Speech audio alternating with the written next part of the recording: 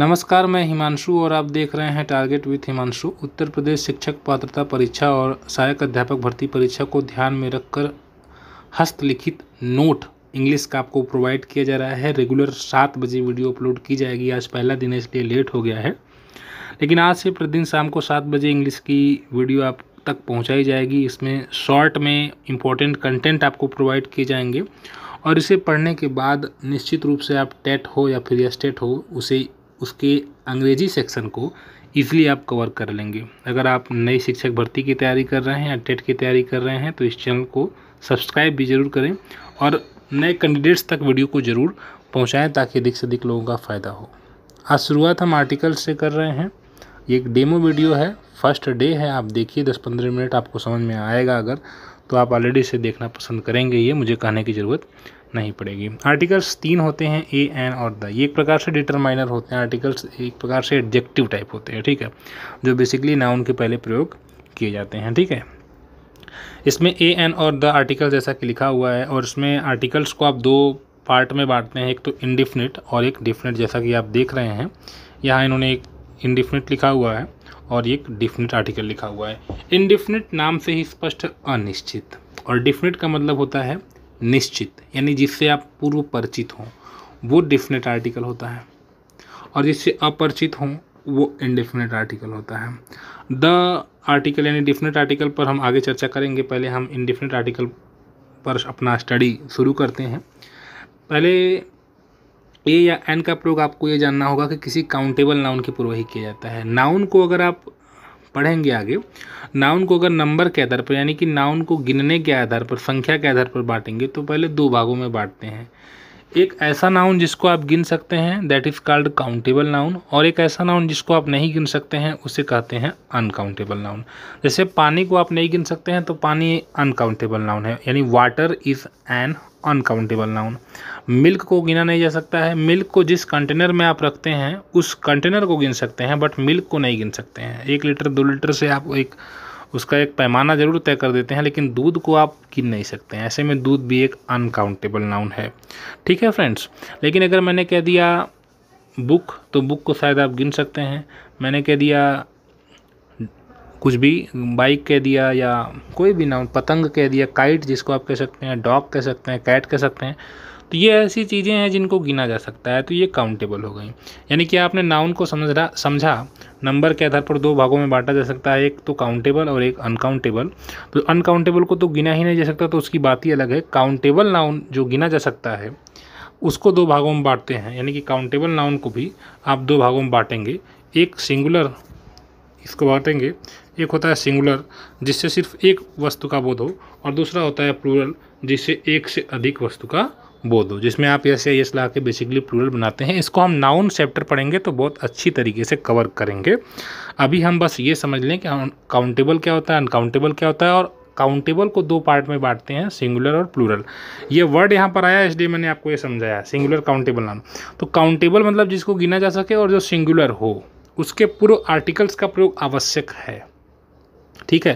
जैसे हिंदी में आप बोलते हैं कि मेरे पास कुत्ता है, या यह कुत्ता है, ठीक है, लेकिन हिंदी और इंग्लिश में थोड़ा सा डिफरेंस हो जाता है। यह कुत्ता है हिंदी में बोला जा सकता है, लेकिन अंग्रेजी में दिस इज डॉग या आई हैव डॉग नहीं बोला जा सकता है, क्योंकि ये डॉग एक सिंगुलर है, ठीक है, एक वचन है, और काउंटेबल है, गिना जा सकता है। तो इसके पहले आपको आर्टिकल्स लगाना अनिवार्य है। यही पहला रूल आपका है कि सिंगुलर काउंटेबल नाउन से पूर्व आर्टिकल्स का प्रयोग अनिवार्य है। अगर नहीं करेंगे तो वो वाकई गलत हो जाएगा। जैसा कि आपने देखा दिस इज चेयर, आप देखिए चेयर क्या है, काउंटेबल है कि नहीं। आप कहेंगे सर बिल्कुल काउंटेबल है, क्योंकि चेयर को हम गिन सकते हैं और सिंगुलर भी है, एक वचन है। तो इसके पूर्व ए या एन का प्रयोग करना अनिवार्य हो जाता है, क्योंकि यह सिंगुलर काउंटेबल नाउन है। और यही बात यहाँ पर इन्होंने कही है कि सिंगुलर काउंटेबल नाउन से पूर्व आर्टिकल्स का प्रयोग अनिवार्य है, ठीक है। आइए आगे थोड़ा सा इसको हम कवर करते हैं। इंडिफिनिट आर्टिकल, ए एन का प्रयोग, जैसा कि अभी हम लोगों ने चर्चा की, ए एन को इंडिफिनिट आर्टिकल कहते हैं। इनका प्रयोग अनिश्चित सिंगुलर, अनिश्चित का मतलब मैं आपको समझाने का प्रयास करता हूँ जिससे आप पूर्व परिचित ना हो। कोई ऐसी चीज़ जो आप फर्स्ट टाइम मतलब जिसको यूज़ कर रहे हैं किसी सेंटेंस में। जैसे आप रास्ते में जा रहे हैं और रास्ते में आपने एक सांप देखा, क्या आप सांप से पहले परिचित थे? नहीं, आपने सांप को देखा, आपके पैर के नीचे वो सांप आ गया, तो आप किसी सांप की बात कर रहे हैं, मतलब वो सांप से आप परिचय नहीं आपका है। तो ऐसे केस में आप उसके आगे ए एन का प्रयोग करेंगे अनिश्चित है और सिंगुलर है। अगर मान लीजिए अगली दिन आप जा रहे हैं, दूसरे दिन या तीसरे दिन वही सांप आपको दोबारा दिख जाता है, तब आप ए एन का प्रयोग नहीं करेंगे। यानी ए एन का प्रयोग आप किसी ऐसे नाउन के पूर्व ही करते हैं जो आपके साथ फर्स्ट टाइम यूज़ में आता है या आपसे वो परिचित न हो, अपरिचित हो। दूसरे दिन शायद आप सांप को देखेंगे तो आप कहेंगे अरे मैंने उसी सांप को देखा, यानी कि जिस सांप को आपने पहले दिन देखा था। तो ऐसे में आप सेकंड टाइम अगर यूज़ करेंगे तो आप ये नहीं कहेंगे आई सा अ स्नैक, बल्कि आप यूज़ करेंगे आई सा द स्नैक। वो द डेफिनेट आर्टिकल है, उसे हम आगे कवर करेंगे। लेकिन जब आप किसी वस्तु से अपरिचित होते हैं तो वहाँ पर हम ए या एन का प्रयोग करते हैं। ठीक है, जैसा कि इन्होंने ये नियम पहला लिखा हुआ है कि ए या एन का प्रयोग अनिश्चित सिंगुलर नाउन से पूर्व किया जाता है, इसी कारण ए एन को इंडेफिनिट आर्टिकल कहते हैं। अब आप रास्ते में जा रहे हैं और आपने एक कुत्ते को देखा, उस कुत्ते से आपका कोई परिचय नहीं है, तो आई हैव अ डॉग। ठीक है, मेरे पास एक कुत्ता है, यहाँ पर फिलहाल ये पास की बात हो रही है, दिस इज़ अ चेयर। आप मान लीजिए किसी कुत्ते को देख रहे हैं तो आई सा a dog, this is a chair. ये कुर्सी फर्स्ट टाइम यूज़ में आ रही है। जब आप सेकेंड टाइम यूज़ करेंगे, इसमें मान लीजिए कुर्सी प्लास्टिक की बनी है, तो अब आप ये चेयर दोबारा नहीं बोलेंगे, द चेयर बोलेंगे, क्योंकि अब आप उससे परिचित हो चुके हैं। आपके पास एक कुत्ता है, मान लीजिए आपने एक कुत्ता पाल रखा है, फर्स्ट टाइम आप ये बोल रहे हैं कि मेरे पास एक कुत्ता है, और दोबारा जब बोलेंगे कि हाँ कुत्ता काला है, यानी उसी कुत्ते की बात कर रहे हैं जिस जो आपके पास है। तो पहले वो अनिश्चित था, दोबारा यूज़ करेंगे तो वो वही कुत्ता हो जाएगा जिसकी पहले बात हो चुकी है। तो जब सेकंड टाइम यूज़ करेंगे तो डॉग के आगे आर्टिकल द लग जाएगा, जो कि आगे आपको पढ़ना है, डेफिनेट में बार बार बोल रहा हूँ। तो फर्स्ट टाइम यूज़ में आपको ए या एन का यूज़ करना है, सेकंड टाइम किसी एक चीज़ को यूज़ करेंगे। जैसे मैंने आपको ये बोल रहा हूँ कि मैं एक रास्ते में एक पर्स पाया, पर्स पैसे से भरा हुआ था, तो फर्स्ट टाइम मैं यूज़ करूँगा आई फाउंड अ पर्स। ठीक है, सेकंड टाइम मैं उसी पर्स की बात कर रहा हूँ जिस पर्स को मैं पाया, तो मैं यूज़ करूँगा the purse was full of money. Right, तो इस चीज़ को आपको समझना है कि फर्स्ट टाइम यूज़ हो रहा है तो ए या एन का प्रयोग करना है, और सेकंड टाइम या थर्ड टाइम या उसके बाद यूज़ कर रहे हैं आप उसको, तो आर्टिकल द का प्रयोग करेंगे, क्योंकि वो आपके लिए पहले से परिचित हो गया है। यही बात होती है डेफिनेट आर्टिकल की, जो आप समझ लीजिए कि द को उसी जगह पर यूज़ किया था जिससे हम पहले से परिचित हों। ठीक है, आइए आगे आते हैं। जिस शब्द से पूर्व ए एन का प्रयोग करना है, अगर उस शब्द के उच्चारण की प्रथम ध्वनि स्वर है तो एन का प्रयोग होगा। एक बात ध्यान दीजिएगा, कुछ लोग इंग्लिश के ए ई आई ओ यू पर नोटिस कर लेते हैं। वो ये कहते हैं कि अगर किसी वर्ड को, ये बहुत से लोगों की फॉल्ट होती है कि किसी वर्ड को अगर हम बोल रहे हैं और अगर पहला लेटर ये लिखा हुआ है तो हम उसके पहले एन का प्रयोग करेंगे। बिल्कुल गलत है, ऐसा नहीं होता है। आपको इस पर ध्यान देना है कि उसका प्रोनाउंसिएशन, यानी कि उसके उच्चारण को आप कैसे कह रहे हो, और उच्चारण जब आप उसको शब्द को बोल रहे हो तो आप पहले क्या बोल रहे हो, वॉवेल बोल रहे हो हिंदी का या फिर कॉन्सोनेंट, यानी कि आप, ये डिपेंड करता है कि आप उसको बोल कैसे रहे हो और बोलते समय पहले कौन सी ध्वनि आ रही है, स्वर या व्यंजन। अगर व्यंजन आ रही है तो एन का प्रयोग करिए, सॉरी, अगर स्वर आ रहा है तो एन का प्रयोग करिए, और अगर व्यंजन आ रहा है तो ए का प्रयोग करिए। जैसे देखिए अम्ब्रेला है, इसके लिखे पर मत जाइए, इसको जब आप प्रोनाउंसिएशन करेंगे तो अम्ब्रेला बोल रहे हैं, अम्ब्रेला हिंदी में देखिए तो ये अ आ रहा है, तो इसलिए हम यहाँ पर क्या लगाए हैं, एन लगाए हैं। ठीक है, अब जैसे इसको देख लीजिए आप, अब जो लड़का नहीं पढ़ा है इसको, वो ओ को देख कर तो वो एन ही लगा देगा, क्योंकि कह देगा कि सर यहाँ पर ओ आया है और ओ आया है, इस वजह से मैं यहाँ पर एन लगाऊंगा। तो भाई मेरे 1 रूपी है ये, वो पढ़ेंगे इसको आप, हिंदी में आप क्या पढ़ेंगे, वह पढ़ेंगे, और हिंदी में आप पढ़ रहे हैं वह, इसलिए इसके आगे ए का प्रयोग करेंगे। ठीक है, तो आप इस बात, वह क्योंकि कॉन्सोनेंट है, राइट, जिस शब्द से पूर्व ए या एन का प्रयोग करना है, अगर उस शब्द के उच्चारण की प्रथम ध्वनि स्वर है तो एन का प्रयोग होगा। कोई डाउट इसमें है तो आप कमेंट करके ज़रूर पूछ लीजिए कि यहाँ पर यूनिवर्सिटी है तो इसको हम पढ़ेंगे तो यह आ रहा है। अब आप ही बताइए यह क्या है, आप कहेंगे सर यह व्यंजन है, और व्यंजन है इसलिए इसके आगे ए लगा हुआ है। तो ये किसी एक स्पेसिफिक लेटर पर डिपेंड नहीं करता है कि ये क्या लिखा हुआ है, और इसके आधार पर हम ये डिसाइड कर लें कि ए या होगा या एन होगा। यानी कि यूनिवर्सिटी की जगह अगर अम्ब्रेला है, देखिए आप यू, यहाँ से इस दोनों में क्या आपको अंतर समझ में आ रहा है, यहाँ एन लगा हुआ है जबकि ये भी यू से स्टार्ट हो रहा है, यहाँ पर ए लगा हुआ है जबकि ये भी यू से स्टार्ट हो रहा है, तो ऐसे में तो कन्फ्यूजन हो जा रहा है। तो कन्फ्यूजन कुछ नहीं भाई, ये य है और ये अ है, इस चीज़ को आपको देखना है, ये य है इसलिए ए और ये अ है इसलिए यहाँ पर एन। बात मेरी समझ में आई, तो इस चीज़ को आप नोटिस करिएगा। जैसे आगे मैंने कुछ और भी एग्जांपल लिखे हुए, जैसे एन आर लिखे हुए, एन आई एस लिखा हुआ है, तो ये आई है, आ रहा है, ठीक है। एन ऑनेस्ट पर्सन, यहाँ एच है लेकिन एच साइलेंट है, ये ऑनेस्ट लिखा हुआ है, और पहले क्या आ रहा है, आ रहा है, आ, और आ आने के कारण हम यहाँ पर क्या लगाए हैं, एन लगाए, जैसा कि आप यहाँ पर देख रहे हैं, राइट। तो ये आई थिंक आपको समझ में आया होगा। आइए आगे बढ़ते हैं थोड़ा सा। सिंगुलर काउंटेबल नाउन से पूर्व ए एन का प्रयोग किया जाता है। ये चीज़ जैसे यहाँ पर आपने देखा आई हैव पेन, हालांकि ये स्टार्ट में अगर ये यूज़ होता है, जैसे यहाँ पर फिर मैं इस आगे यूज़ करूँ तो द पेन लगाऊंगा, ठीक। लेकिन फर्स्ट टाइम अभी मैंने इसको बताया आपको कि अगर सिंगुलर काउंटेबल नाउन है तो उसके आगे ए का प्रयोग होगा। और देखिए क्या होता है ना, कभी कभी नाउन के पहले हम एडजेक्टिव का प्रयोग कर देते हैं। जैसे यहाँ पर गर्ल है, गर्ल लड़की है, लड़की के बारे में मैंने बता दिया लड़की कैसी है, सुंदर है, तो ये ब्यूटीफुल एक एडजेक्टिव है। तो अगर लड़की यानी नाउन के पूर्व कोई एडजेक्टिव आ जाएगा तो बस हम आर्टिकल्स को हमको लगाना जरूरी है, तब हम क्या करेंगे, उस एडजेक्टिव के पहले आर्टिकल लगा देंगे, ठीक है। यानी ये चीज़ आपको देखना है। मान लीजिए अगर एडजेक्टिव के बाद यहाँ पर एडवर्ब आ गया होता तो हम उसके पहले और लगाते अगर होता है ऐसा तो, ठीक। तो फिलहाल के लिए ऐसा नहीं है, तो आपके वैसे एडवर्ब से यहाँ से कोई सेंस नहीं है।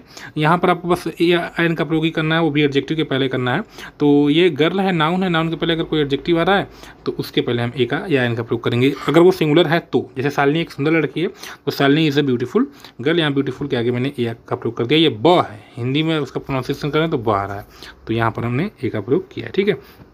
आइए आगे देखते हैं। किसी जाति विशेष को व्यक्त करने के लिए सिंगुलर काउंटेबल नाउन से पूर्व एन का प्रयोग किया था।